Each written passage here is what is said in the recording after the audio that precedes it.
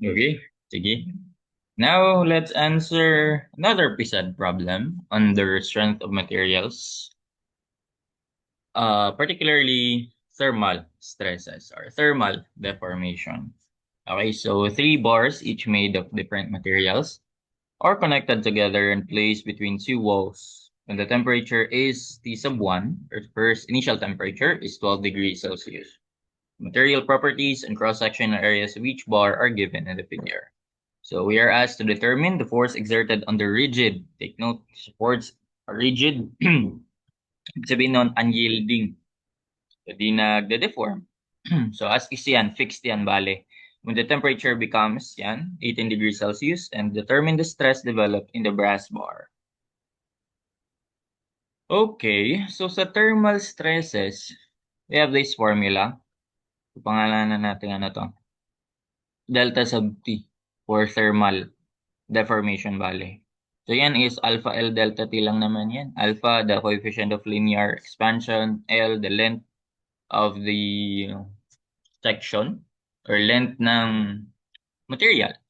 Then delta T, the change in temperature. Alat, yung mnemonics ng iba. Iba. Yan din akin eh, alat. Okay, pero take note, ano pa kasing, may dadagdag pa kasi tayong formula dyan. Kapag rigid supports, kapag rigid, syempre may force to, 'di ba? Moment wala na. Unlike na yun sa beam, ayan may force yan. So may compressive force ka.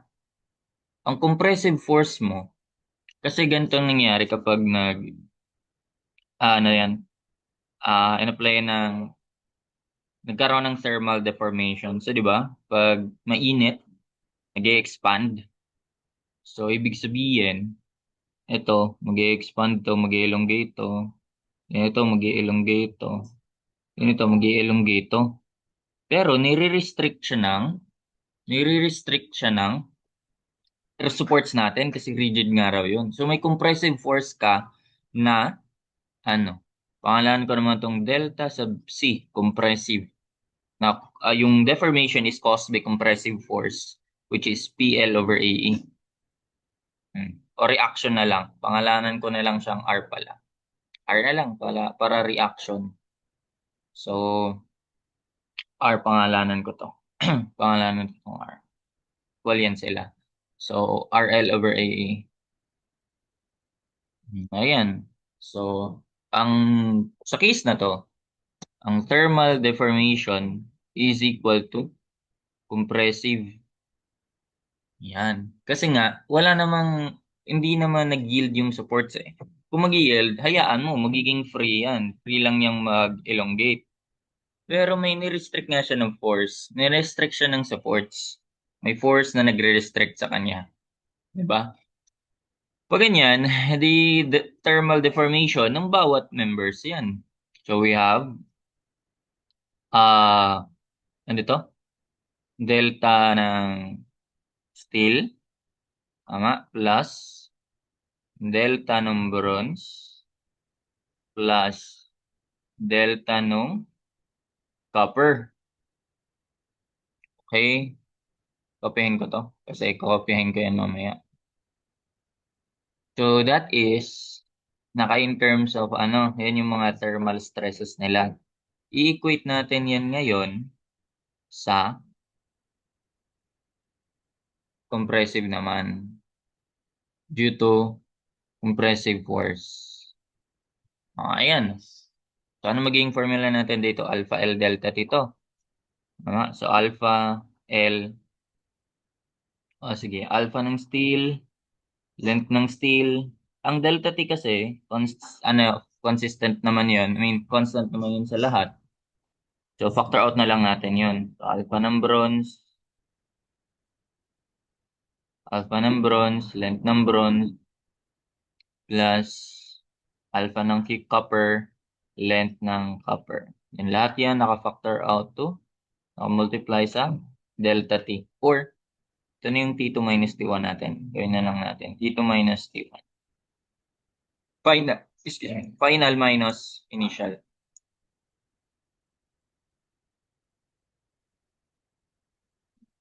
Sige, okay na yun. Ito na lang i-adjust ko.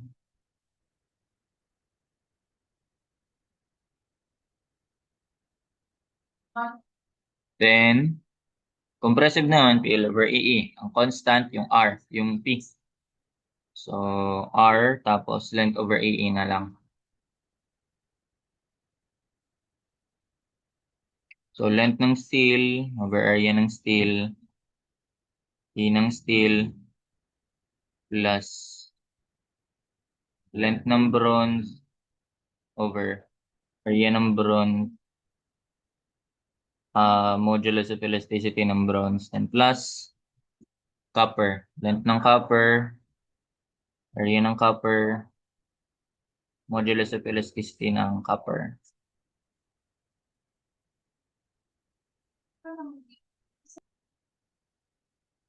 Okay, so next, substitute the values.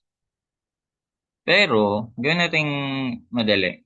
Mag-analysis tayo ng dimensional analysis, bale. So, ditong alpha, walang unit. Ano yan? Per degree Celsius. So, maka-cancel yan itong temperature, di ba? This one is per degree Celsius.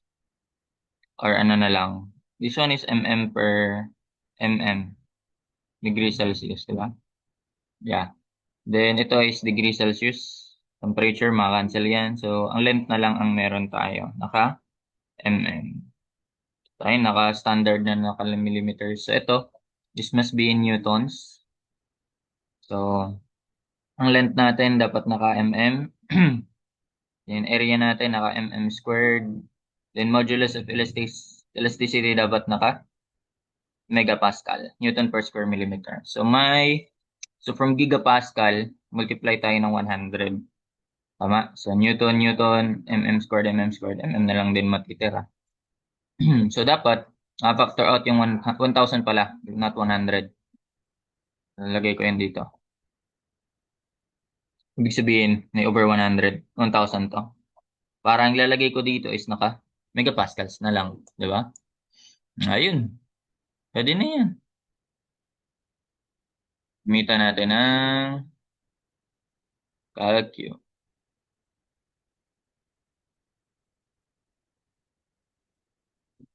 Game. So, kung R naman yung tinatanong, huwag na tayo mag-shift solve, di ba? Modify na lang natin. So, lipat doon. Itong 1,000 naka-multiply sa, oops, naka-complex pala ako. Itong 1,000, naka-multiply pala dito. Yung alpha pala natin, right, 1 times 10 to the negative 6. So, kung ilalabas ko yan, parang naka 1 million din yan eh. 'Di ba? So, ito is 1 divided by 1 million kasi yan. Pag 1 times 10 to the 6. Analyze natin. 1 over 1 million.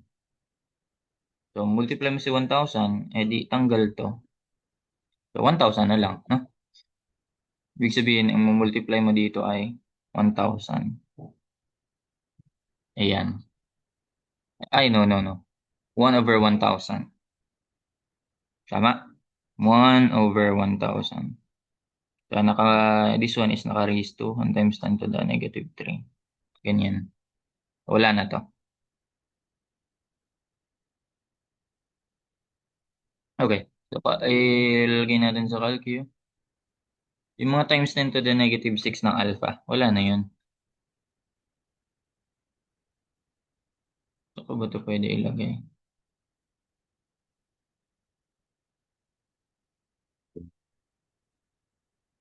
Game. Okay, so kung R ang hinahanap natin, so alpha ng steel, so yun, 12. Wala na yung times 10 to the negative 6. Tapos length ng steel, 300 plus alpha ng bronze, so that's 21. Length ng bronze, 200 plus, ano to? Alpha ng copper, 17 times length ng copper, 100. Ito naka-divide by 1,000. 1 times 10 to the negative 3 bali. And times difference T2 minus T1. So, 18 minus 12. Yan, i-divide by L over AS. Ito, kaya ba to? Length ng steel. So that's, wait pala, ano na no? Gumawa na lang ng nakakalc. Length ng steel, area ng steel, that is 200 times modulus of elasticity ng steel, that's 200 also. And plus, kaya to? Length ng bronze, 200 over area ng bronze, 450 times modulus of elasticity ng bronze, 100. And plus, finally, length ng copper, 100 over area ng copper, 515 times, abot. Modulus of elasticity ng copper, 120. Bola. May eng ba dito? Hindi na ako sanay sa kaso. Ayan, so ang reaction natin is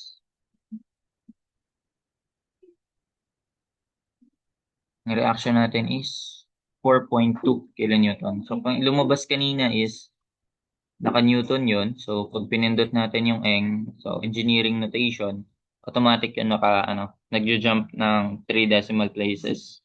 And eng 3 to 0, tas -3, -6, so on. Equal lang ulit natin 4,202.7 newtons or interested tayo sa kilonewton, so 4.2.